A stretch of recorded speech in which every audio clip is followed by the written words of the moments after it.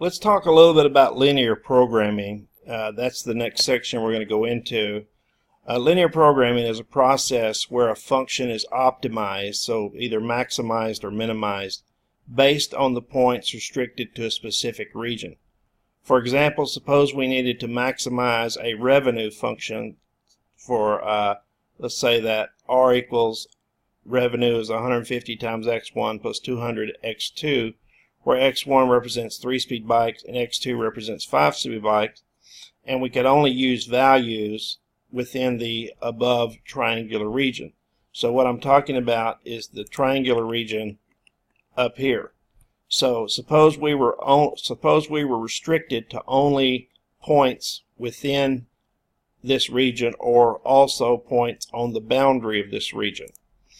Okay, well then what would happen is the region contains many points, but it turns out that the maximum must occur at one of the corner points. So we can just plug each corner point into the objective function and see which one gives us the maximum. So the three corner points were 5, 0, 7, 0, and 3, 4. Well, if you plug 5, 0 into this, you get 150 times 5 plus 0, which is 750. If you plug 7, 0 into it, you get 7 times 150 is 1050 plus 0. And if you plug 3, 4 into it, you get 450 plus 800, which is 1250. And so the optimal solution would be a revenue of 1250 when x1 is 3 and x2 is 4. So we need to study this further, and we will study this further in the next section. So let me go ahead and show you an application problem. A patient in a hospital is required to have at least 84 units of drug A and at least 120 units of drug B each day. It will assume an overdose is harmless. Each gram of substance M contains 10 units of drug A and 8 units of drug B. Each gram of substance N contains 2 units of drug A and 4 units of drug B. How many grams of substance M and N can be mixed to meet the minimum daily requirements of each drug? So now on this problem, I'm not actually given any type of function to maximize or minimize. All I'm doing here is I just want to know the set of solutions that are possible for this. So basically, we look at our restrictions. We're restricted to 84 units. Now actually, I say restricted, we've got to have more than 84 units. So we've got to have at least 84 units of drug A. Well, let's let X be the number of grams of substance M we mix, and Y be the number of grams of substance N we mix. And so now let's talk about where do we get drug A from. Well, each substance M contains 10 units of drug A, so 10X would be the amount of drug A I get from substance M, and each substance N contains 2 units of drug A, so 2Y would be the amount of drug A I get from substance N. And so if you add 10X plus 2Y, that's going to give you the total amount of drug A that you're going to have in the mixture, and that must be greater than or equal to the 84 minimum requirements for drug A.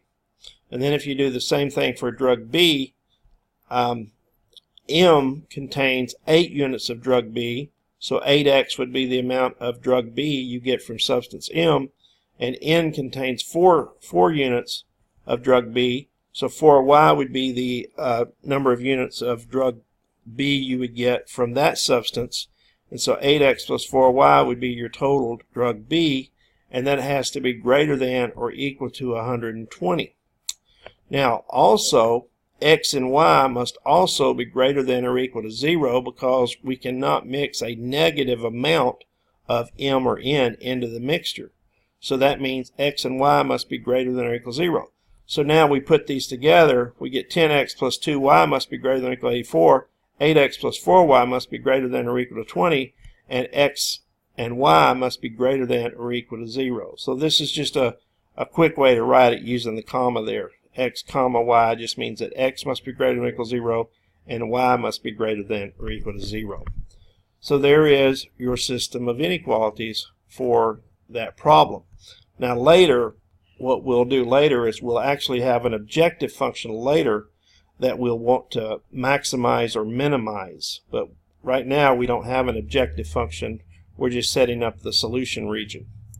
So linear programming is actually optimizing an objective function while given certain limiting conditions. Now like I said, I didn't have an objective function up here, but these were my limiting conditions. So these inequalities actually restrict the possible solutions that I can use. Okay, now we will learn several methods to solve a linear programming problem in this chapter. The first method is the geometric method, and that's why we're doing all of this graphing. Alright, this method is best used when there are only two variables, because we don't really want to try to graph in 3 dimensions. Also, it's better to use this if you don't have a lot of constraints. If I just have 2 or 3 problem constraints like this one and this one, then it's not too difficult to graph. But you saw that once I got beyond 2 of those, it got a little more difficult to graph the region. But we will start with this method in the next section. Now, the fundamental theorem of linear programming says if a linear programming problem has an optimal solution, it must occur at one or more corner points. Now this just means that we only have to check the corner points for the optimal solution. And that's what I was telling you up here when I was showing you that bicycle problem. Even though there's infinitely many points in this triangular region, but the fundamental theorem of linear programming says I don't have to check all those points, I just have to check those corner points. Alright, now the properties of linear programming problems are like this. If the region is bounded, there exists a maximum and a minimum for the objective function. So if this was our region, this bounded region, this is a bounded region, then on my linear programming problem, well, I'll have both a maximum and a minimum for my objective function. But if the region is unbounded, then you only have a minimum but no maximum. And then of course if the region has no solution, in other words, if there's no place where the regions overlap, then there can't be a maximum nor a minimum, because there would not be any place to choose the solutions from. So another way I like to give this little simple example here. If I were to say loan me at least $1 but no more than $2, then that would be bounded, because I'm bounded below by $1 and I'm bounded above by $2. So since this is bounded, then the minimum you can loan me is $1 and the maximum you can loan me is $2. So that would have a minimum and a maximum. Now if I said loan me at least $1, if that's all I said, then this would be unbounded. So the minimum you could give me to satisfy me would be $1, but you could give me any number and it would still satisfy me. You could give me $100 or $1,000 or $1 million, because no maximum exists. Now if I ask something silly like loan me at least $2 but no more than $1, well, those contradict one another. So there's no overlap there. So this would have no solution, because there's no way that you could satisfy that request. And we'll finish this region by, first of all, identifying the parts of a linear programming problem. So this is what a linear programming this is what a linear programming problem looks like. You have an objective. In this case, the objective is to maximize the function. And then you have the objective function, and that's the function that you wish to maximize. Okay? And then you have what's called the problem constraints. So these two constraints are called the problem constraints. And then you'll have your non-negative constraints. And this is where this makes sure that your variables can't be negative. And now these variables, x1 and x2, they have a name. They're called decision variables. Okay? Now in this chapter, we're going to adapt to using x1 and x2, and you can just treat x1 as x and x2 as y. Now, to actually solve a linear programming problem, and we're going to do this in the next section, to solve a linear programming problem, here's the steps you're going to do. First of all, you're going to graph the region. So you're going to graph the feasible region. Then you're going to identify the corner points of that region.